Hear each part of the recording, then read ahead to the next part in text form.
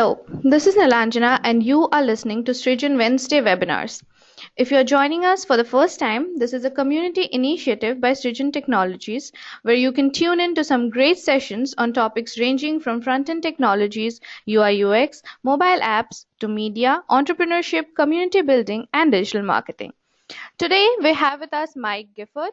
Mike will be talking about the accessibility issues that we are yet to solve with Drupal 8. Drupal is by far the most accessible CMS. However, there are aspects like developing an orally pleasing interface, disabling animations, defining acronyms, and support for voice control navigation, which still need a lot of work. Today's webinar will focus on the importance for developing these elements as a part of the core libraries of every CMS. A bit about Mike before we start. Mike started Open Concept Consulting Inc. in 1999, and since then he has actively worked to give his clients control over their website content. Mike is a Drupal 8 core accessibility maintainer and an active contributor to the Drupal community. He has also written the Drupal Security Best Practices Guide with a comprehensive view of how to protect your website. Thanks, Mike, for joining us today. Before we get started with the session, I would request all participants to please type in any questions that you have during the presentation, and we'll take them up in the last 15 minutes of this session. Also, please don't forget to take the conversation live on Twitter using our hashtag SrijanWW. You can share your thoughts by tagging us and Mike in your tweets using our handles @Srijan and @mgifford. So without taking up any more time, let's get started. Mike, over to you.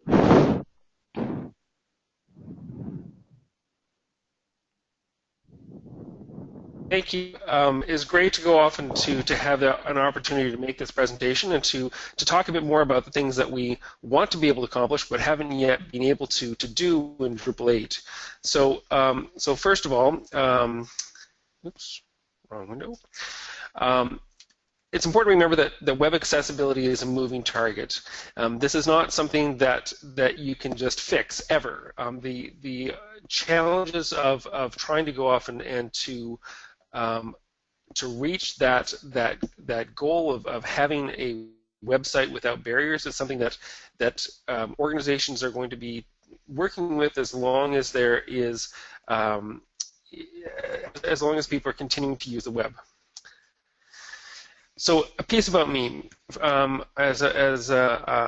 you know, I think that actually all of this has been covered, so I can skip this piece. But I'm definitely interested in working with and extending accessibility and working with other communities as well, because there's so much that we've been able to learn within the Drupal community, and there's opportunities to share that with others. And I've been spearheading the accessibility initiatives within Drupal for I think 8 years now, and it's been a really wonderful learning experience and something that I've really benefited from the wisdom and experience of so many other people who are part of this great community.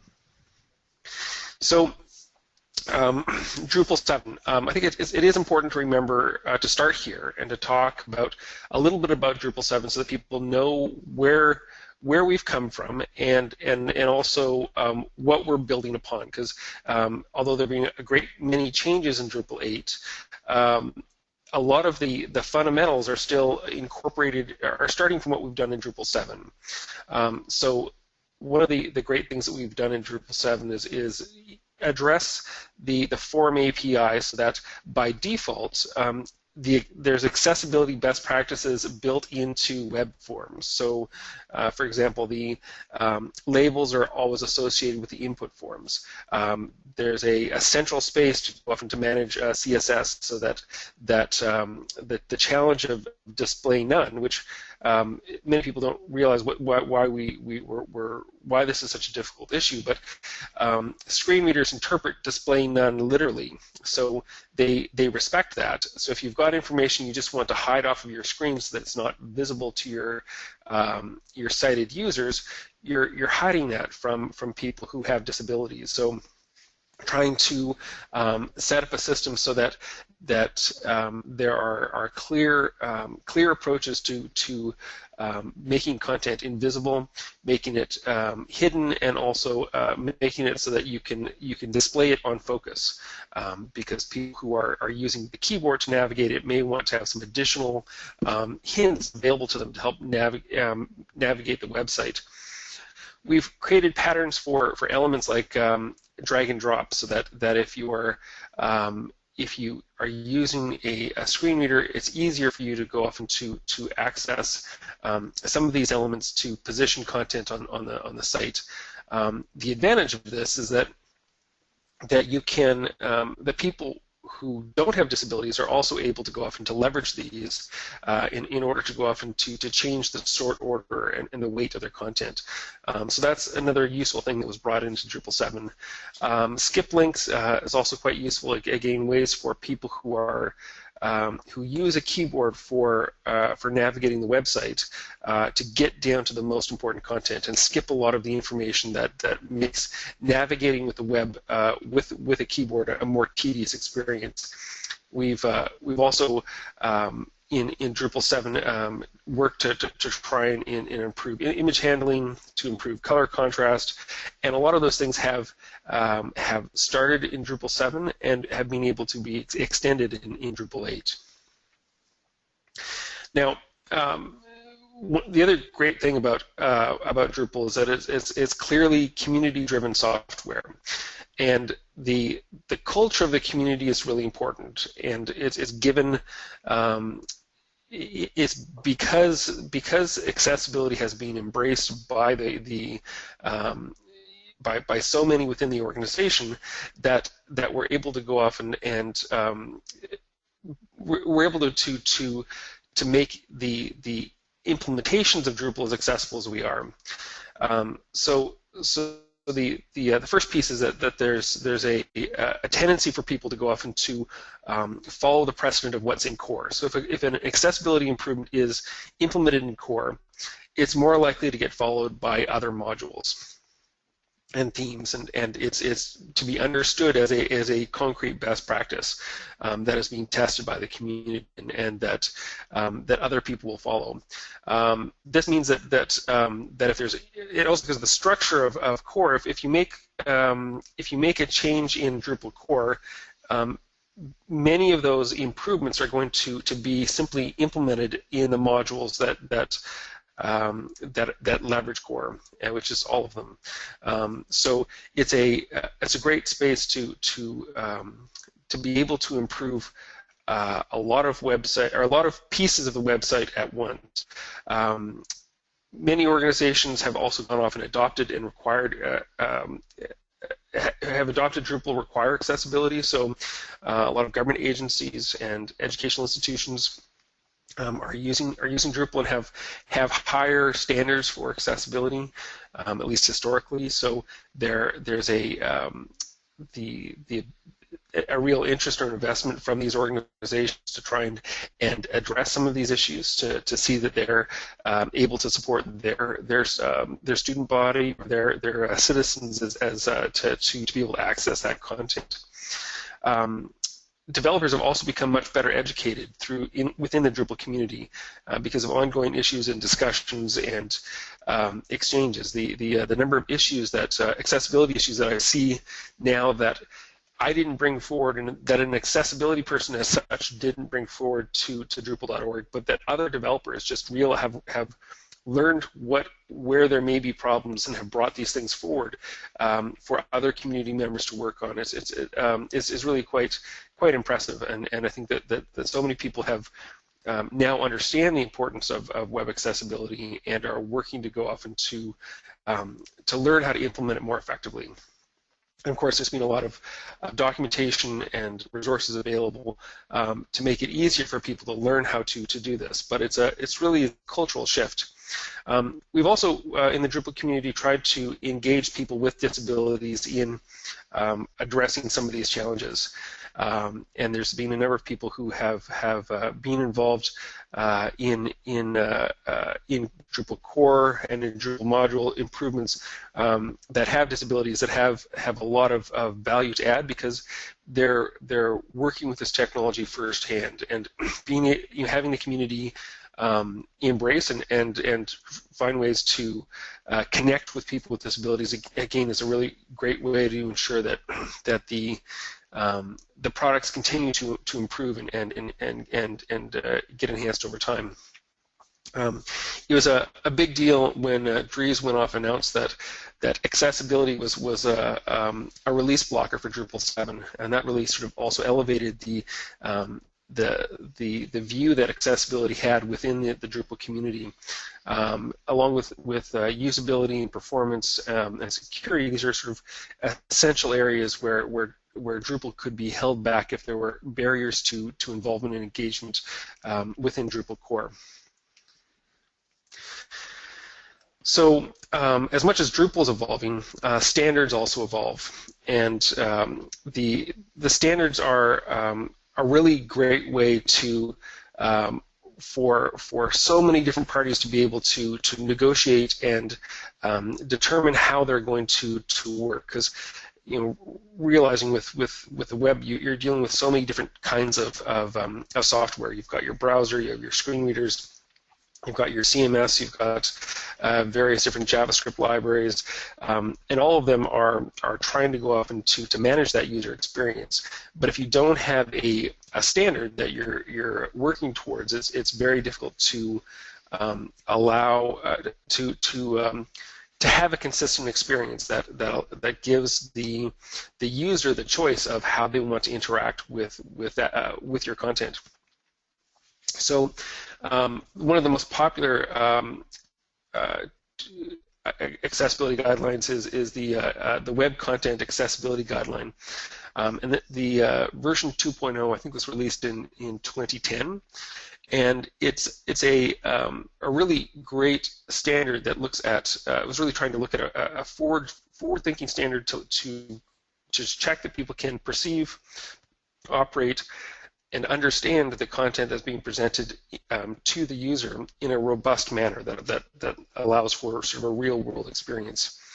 And so with these principles, we're able to go off and to evaluate websites and determine where there may be problems for users, and build on best practices that have been established over the last 5 years to try and support as many different users as possible. And that was available when we were building Drupal 7, and we were able to work on that. There's another guideline that the Worldwide Web Consortium has built called WIA AREA, or the Web Accessibility Initiative's Accessible Rich Internet Applications Framework. And this was finalized after WCAG and after the release of Drupal 7, and it's a standard that allows for much more semantic definitions around interactive content. So if you're so much of the web these days is much more driven towards interactive content, and we can now start to plug in the meaning and context into the elements of the web page that allow us to really to really expose to machines, whether they're bots or whether they're browsers or whether they're screen readers, what the user experience should be, and to provide a much more rich semantic definition of the information that's being implemented. There's also the finalization of HTML5, so there's a standard there that although that's evolving as well, and we were with Drupal 8 able to go off and adopt that standard and push Drupal from an HTML4 based implementation to a much more semantic HTML5 based implementation. And the semantics really help, because that's how many people with assistive technologies are able to navigate the content, is by parsing the meaning presented through the markup to give context around what to focus on and how to go off and to define the information that's meaningful and relevant to them. The last one I wanted to talk about was the authoring tools accessibility guideline, and ATAG is a great standard that looks at how do you make accessible content and what can you do to produce accessible content, and support authors in the creation of that content. And part of it is having both a front end and back end support WCAG. So you have that accessibility structure really baked into the entire user interface, which we've done a really great job of within Drupal 7 and Drupal 8. The other part is how do you go off and give hints to the content editors to allow them to have an understanding about the content that they're like, what are the options that are available to them? How do you make sure that the defaults are set up to favor an accessible solution versus a non-accessible solution? And again, we've tried to go off and find ways to implement ATAG wherever we can within Drupal 8, but there certainly are more places where this can be implemented. Now, with all of these standards, they only work when you actually have the browsers and assistive technologies go and adopt those particular standards and have a guideline that we can all depend on, and there's definitely work to go off and to encourage both browsers and assistive technologies to evolve their standards or their implementations of the code to have better support for these standards. So with Drupal 8, we've got much better semantics. As I've said, there's HTML5 and area. We've also added some other great elements and we've done so in a centralized way. So we've added oral alerts. So when content changes on the screen, we can now provide a standardized central means to go off and to alert a user to that content on the screen, and whether that's a refresh of a page based on the completion of an uploaded file, or whether that's one of the places that we do use this is with the login, so that when people are logging into or creating a password, that there's a notification if that a screen reader user will get if their web page is, or if their passwords don't match, for example, or if their password isn't complicated enough. This is a way that sighted people are given clues to this information that we can now provide in real time to visually impaired users. Another thing that we've needed to do because of the complexity of web interfaces is address the tab order. Both people who are using screen readers as well as people who don't use mice are really often restricted to how they can access information, because the tab order is it hasn't been properly tested, and often people are caught in keyword traps, or it doesn't sort of follow a logical order, so it's difficult to know where you are on the page. And there's now a centralized tool with the Drupal tabbing manager to go off and to structure that. Now, it's not something that anyone will probably actually notice in Drupal 7 and Drupal 8, but we've replaced field sets with details for expand and collapse elements, and this was really quite an important area because we were able to go off and use a more semantic implementation available in HTML5 to group information for the group-related content that you would want to go off and possibly minimize so they're not in the way of the user. But with field sets, if you have embedded field sets that it really doesn't work well with a lot of assistive technology. So we needed to leverage detail so that we could more freely implement field sets in other input forms. So that the radio buttons, the checkboxes, date fields, these are things that would really do benefit from having a field set wrap around them in a default way to allow us to go off and to proceed. Another thing we've done in Drupal 8 is require alt text, which is a great means to try and ensure that it addresses the lowest hanging fruit of most web accessibility. That's the most common thing that we find when we're looking at websites, is that there just aren't alt tags provided on images, and this is something that we've addressed both within CK Editor as well as for the image field type, so that if you're by default they're set up to insist or require images for that, which is I think going to make Drupal 8 the content of Drupal 8 websites a lot more accessible just based on that. There's also an experimental option for inline form errors, and I do really encourage people to experiment with this. We weren't able to go off and to address all the issues that came up with this, to bring it in as the default option for form errors, but it really is a much more accessible means of communicating to users that there are problems with the web forms that they've entered. So if you're trying to go off and to meet WCAG compliance for your website, and you have interactive elements on your site that you require users to fill in, and you want to be able to inform them that they haven't included their email address, or that the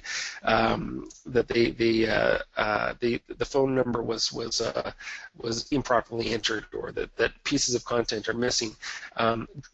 There's now, and form errors can do that in a way that is really semantically meaningful to everyone, and it's definitely a great step forward. But there are still some issues that were unresolved when we had to look at the release of Drupal 8, so we weren't able to capture that as the default, unfortunately.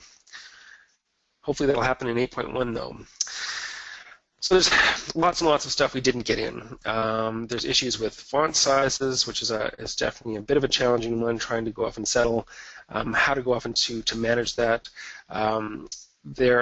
It's always going to be a challenge in terms of creating a hierarchy of headings in any CMS, to try and make sure that you've got a heading 1, so followed by heading 2, followed by heading 3, followed by heading 4. A lot of times in a content management system, that is difficult to structure, because you're not exactly sure how that content is going to be sitting within all of the other headings on a web page. Again, that can certainly use some additional work to make sure that the heading structure is there. There was at one point a discussion about whether or not area would be able to replace headings, because there was some hope that this would be a way to simplify it, and that there would be less content, and we can just use area for this information.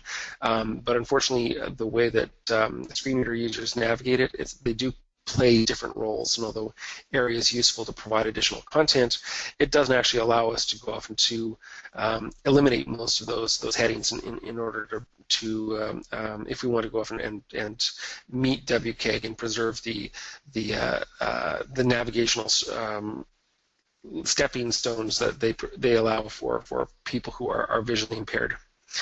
Let's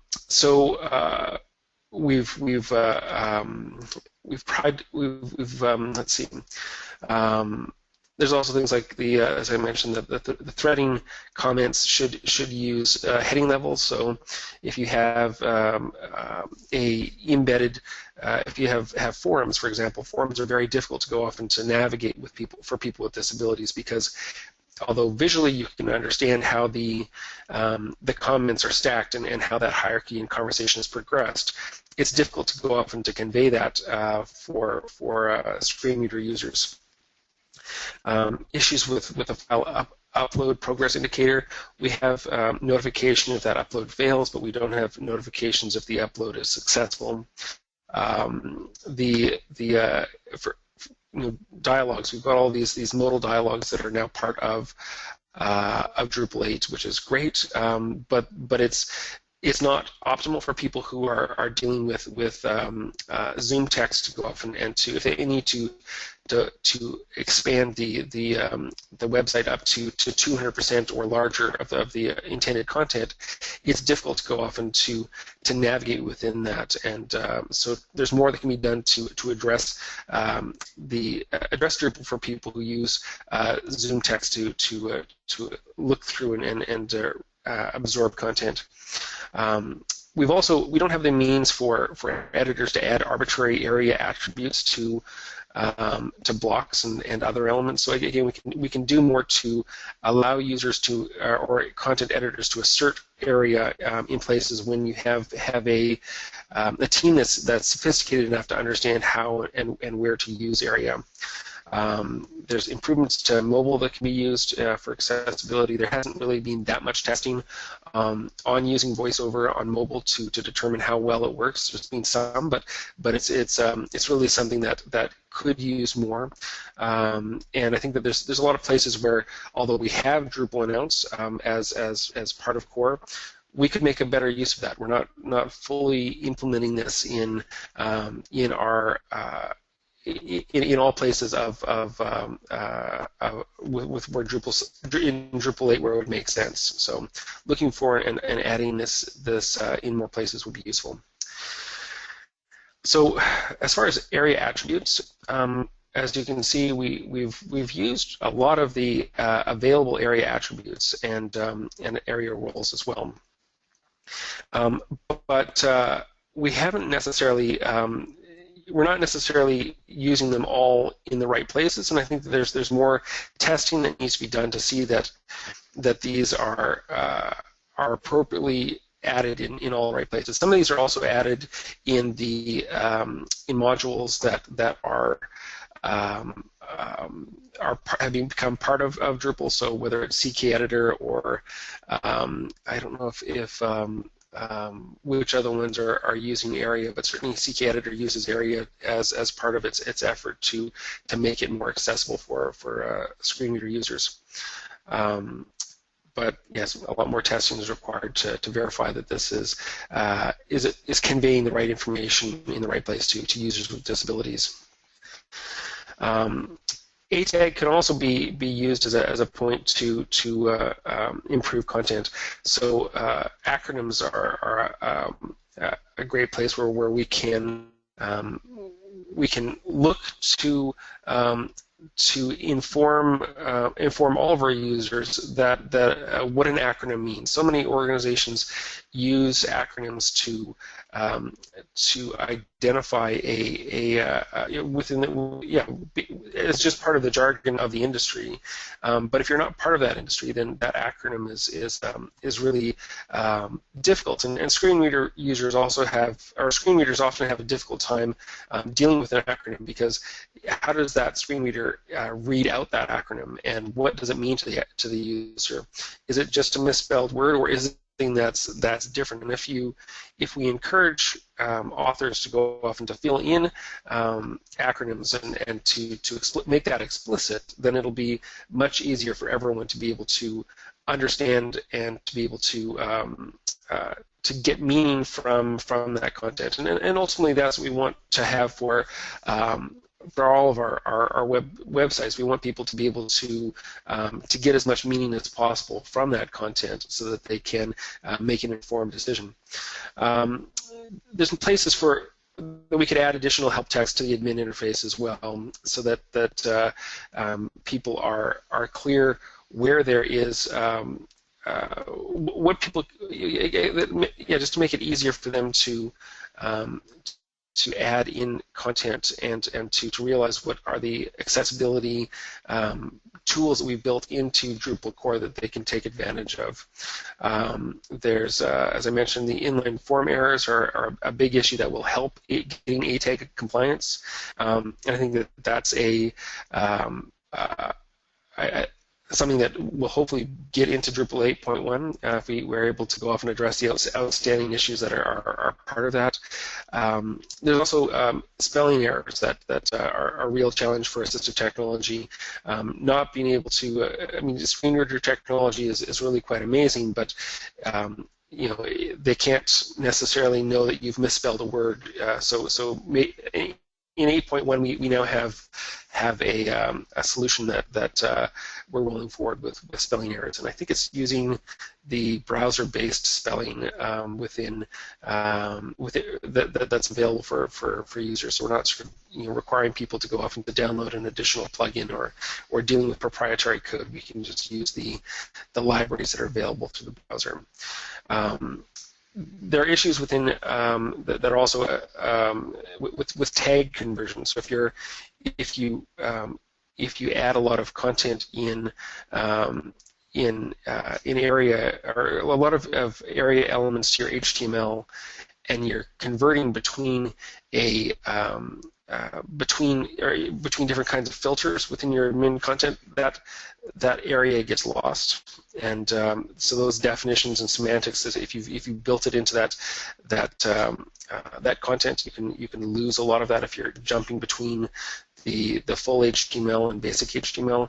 And ideally, you wouldn't lose that content, or you wouldn't lose that semantics when you're jumping between content types. That area, as far as I'm aware, does not provide any security issues, and that it would be a great opportunity for people to like if you have taken that opportunity to define that context, you really don't want to go off and have that lost because you needed to modify the filter. There's accessibility checking, which is also a big deal. In the Drupal 8 development cycle, a lot of work was done on Quail.js, and we didn't quite get that perfected so that we could use automated testing to be able to test core with every patch and iteration to sort of identify if new accessibility issues are being added.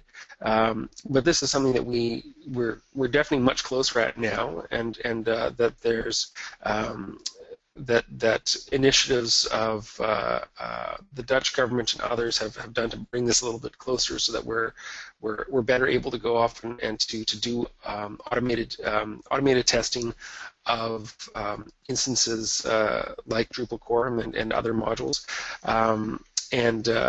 Tenon.io is another option for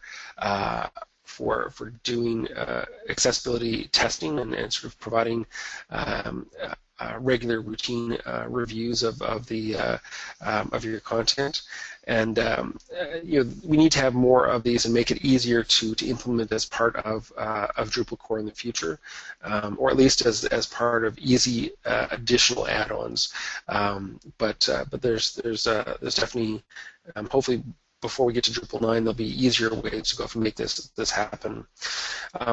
We also really should have mechanisms to go off and check for stupid alt text.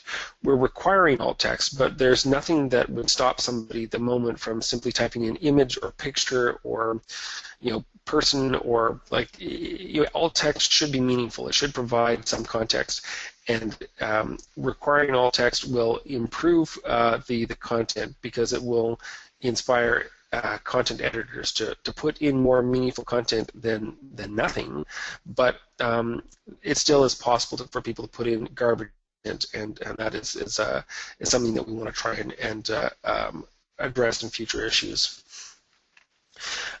There's also trying to go off and identify accessibility issues and assist with repairs and give direction on how that content can be improved. This is again something that can be done with Drupal 8.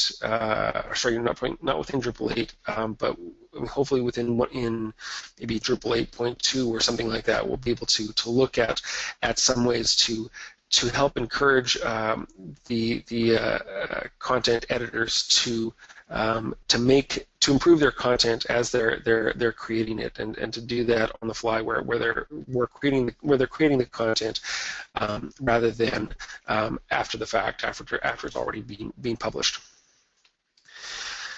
So with HTML5, there's still a lot of changes that can be brought in too. Long desk, which is the ability to go off and provide extended description of an image, is really quite important. It's being brought back into the HTML5 spec. It was out of it for a while, but particularly for things like charts and graphs, where there's a really complicated image that you're trying to go off and convey that meaning to users, it's really important to try and allow for that, and we haven't in Drupal 8. There is within CK Editor the ability to go off and provide a figure and fig caption for within your content, but this should be easier to do if you want to create an image type that has a caption associated with it. We should be able to do this in Core in an easier way than we can at the moment. Especially with image, with the image field types. With CK Editor, in part of the review, we realized that there's a inconsistency in terms of how the tables are presented, and the CK Editor. Their use of the summary elements is really out of date and needs to be updated. There's changes to the language of parts. So if you're dealing with multilingual content, or if you have, even if you just use a French phrase like "je ne sais quoi" in a document, it's useful to go off and define that as a French text, so that a screen reader understands that this is not in English, and they shouldn't try and pronounce it in English. They should try and pronounce it in French, which screen readers can do quite easily if they know what language it's in. But there's a lot more to make it easier for content to be read in an appropriate language, and to make it easier for content authors to wrap content that's in a different language within the body of a page in that other semantically with markup that semantically identifies it as a different language. And I think that's actually in 8.1 right now, which is great. Hopefully, it'll be easier moving forward for everyone to be able to use this. We'd like to see additional warnings for color contrast if you're using the color module and there's a problem with your selection of colors. We'd like to be able to identify that and to inform users. We'd like to be able to have more complex views and images and fill them with meaningful alt text. So there's a lot more that we can do to provide for complex implementations of Drupal core, and hopefully we'll see people experimenting with this in Drupal 8 and have some modules that will make it easier that will hopefully be able to be brought into Drupal 9. So headless Drupal is a big issue that a lot of people talk about. It's really providing some really exciting opportunities, and unfortunately with one of the challenges with headless Drupal is that you lose a lot of the front end accessibility. You gain a lot of information and speed, but so much of the work of defining the semantics is tied up with that front end HTML. And if you're stripping that out, you're going to have to build that up from scratch with whatever library you're working with. And so I definitely want to, if people are looking at headless, definitely trying to get people to look at the accessibility of that and the implications of accessibility of running a headless implementation. There's some other great communities that are looking at accessibility with Angular and React and others. So it's definitely worth looking at best practices for within those communities and best practices with the on how to go off and implement a headless implementation with Drupal, but these are very rapidly developing tools, and there's I think a lot that is going to need to be a lot of best practices that are going to need to be built in order to have in order for a headless implementation of Drupal 8 to be as accessible as Drupal 8 is out of the box, and a lot of engaging with other open source communities.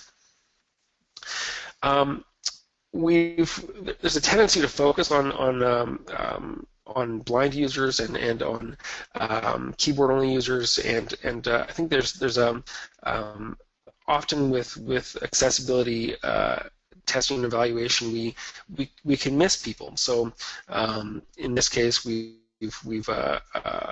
there's a lot more that we can do to address people who have motor problems and are not able to, as effectively as possible, navigate with a keyboard or mouse, and would use their voice to go off and to navigate through a website.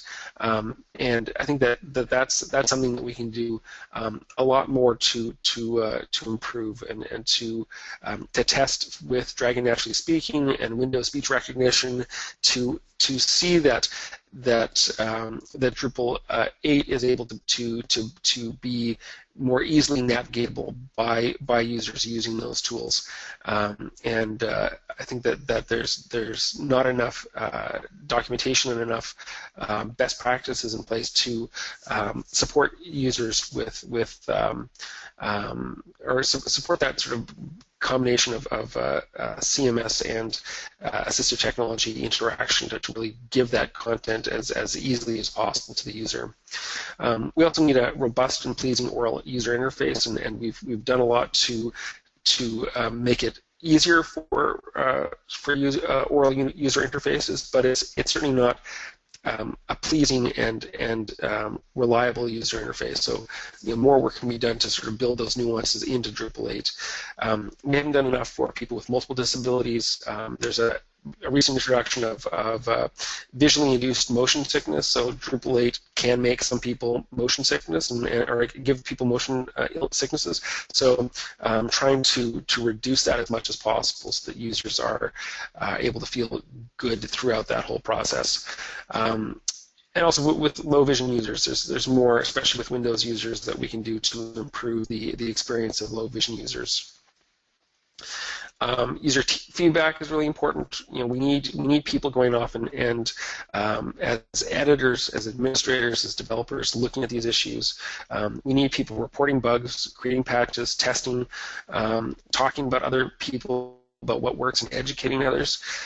These are, it's really, in any open source project, is looking at engaging with the community about what doesn't work and also what does work, and giving that feedback and working to engage with developers and to learn more about the software development process so that software can be improved.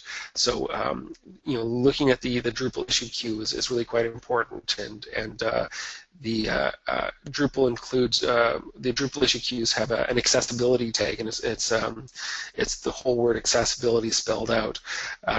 And being able to look at and address those issues is really important, because there's definitely quite a lot of still open accessibility bugs within Drupal 8.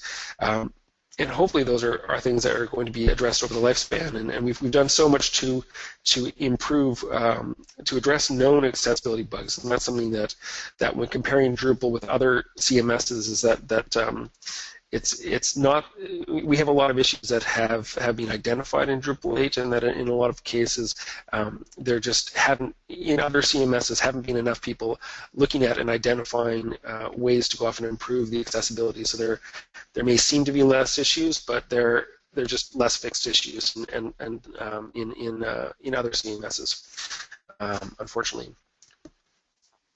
So looking ahead, there's a lot of opportunity to go off and make improvements. With the point releases, I think there's a great opportunity to change within the release cycle. There's more spaces to go off and insert changes, especially to the front end. There's the Drupal modules will go off and allow for new normals to be adopted. I think there's more centralized tools that we can look at building. There's better accessibility testing that we can integrate into the process. A great opportunity for collaboration with WordPress and other open source CMSs that are looking to go off and build a solid user experience.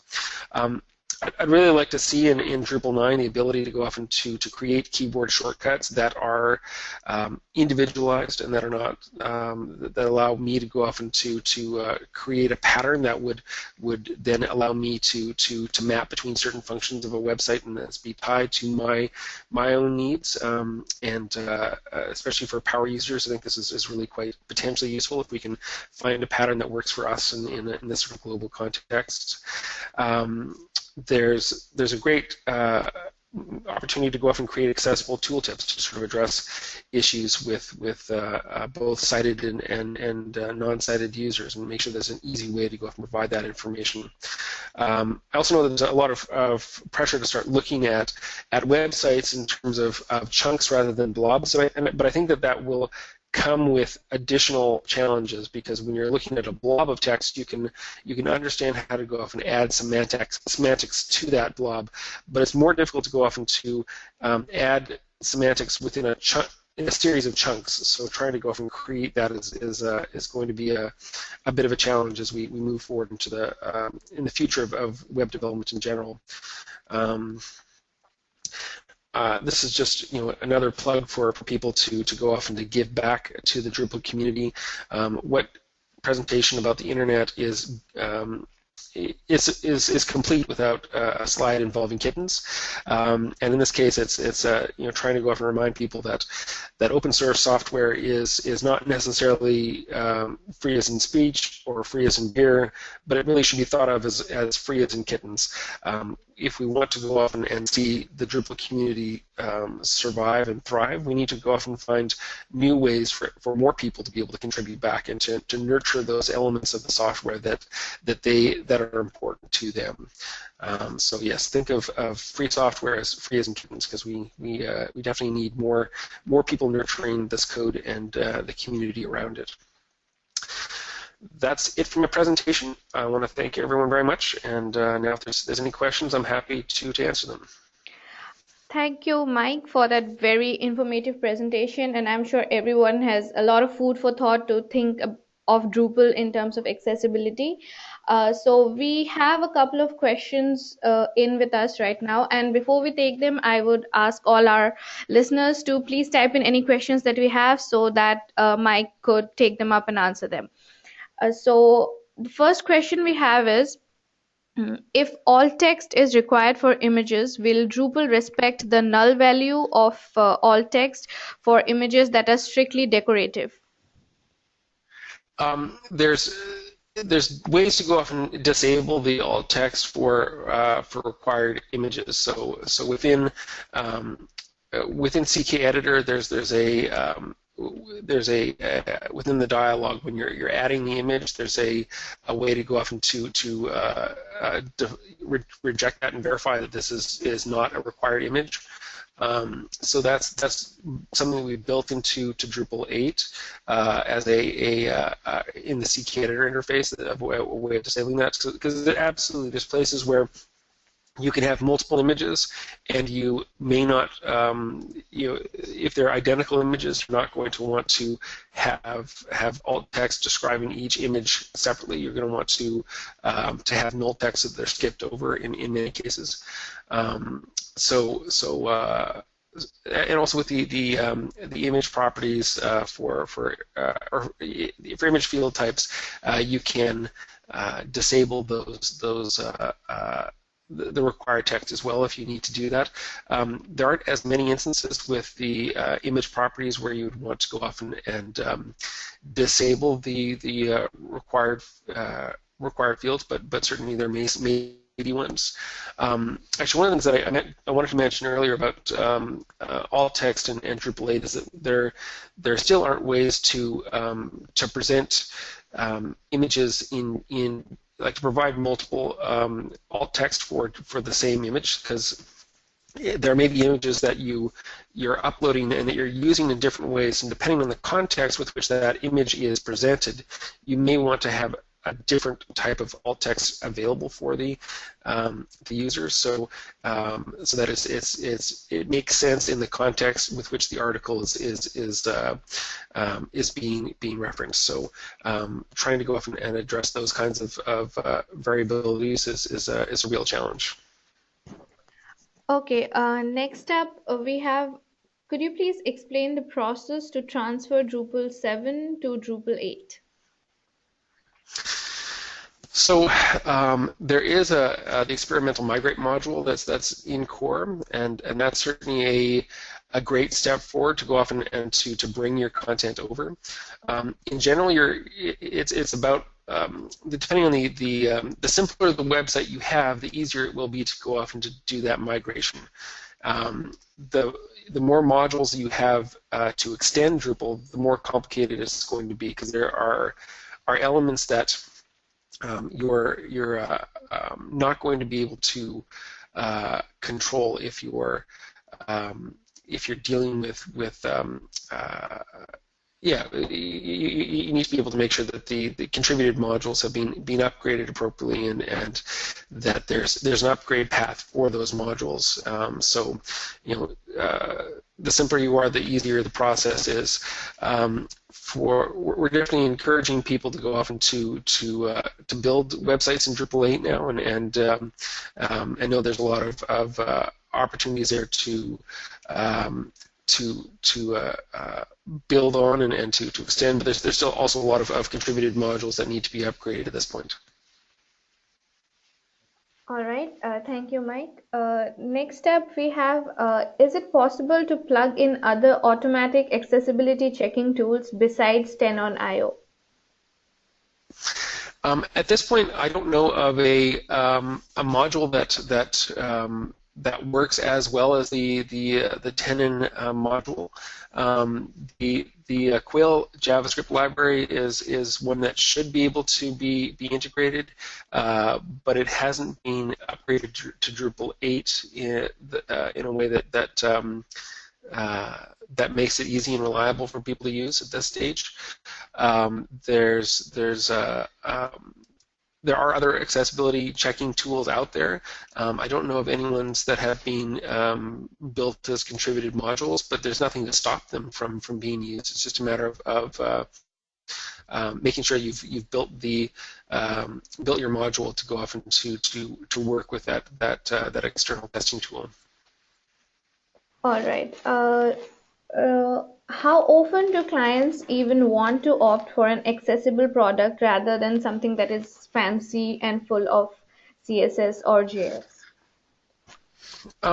This is really an interesting question, and in general, people are inspired by the glitter and glow of a fancy website. If it comes down to there's definitely a tendency towards that.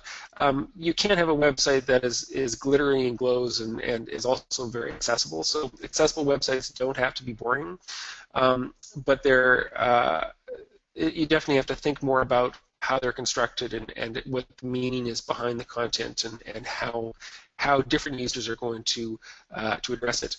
But we find that there's some users who get it and understand that there's particularly with an aging population, that there's more people with disabilities in many places, and that you're excluding a lot of your customer base or your client base to access your services, and that just from an efficiency perspective alone, with sometimes I think there's some estimates are between 10 and 20% of many users' websites have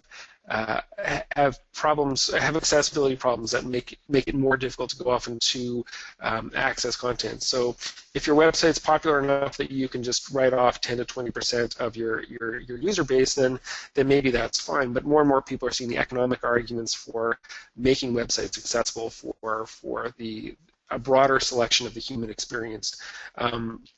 Finally, there's legislation in place, and there's recent changes in the U.S. Around Section 508, which is their web accessibility laws.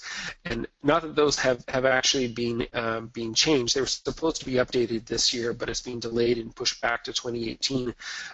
But the Department of Justice has looked at this and basically said that they are now holding companies and other organizations responsible for making their websites WCAG AA compliant. which is a big step ahead from where things were with the Section 508 guidelines, which were produced in 1997.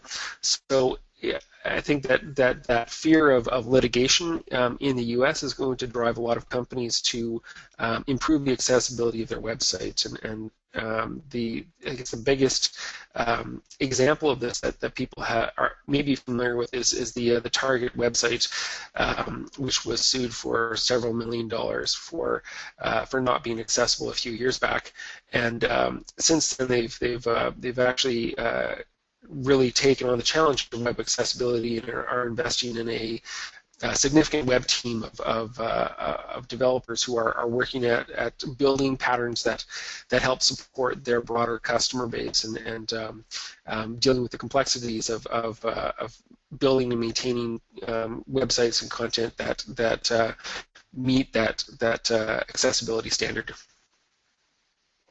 All right. Also, as a follow-up to this question, do you have any good example of a website that has fancy stuff but is also accessible at the same time?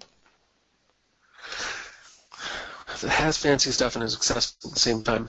I'm trying to think of one off the top of my head. I mean, you can go to websites like the Government of Ontario's website, ontario.ca, is quite accessible.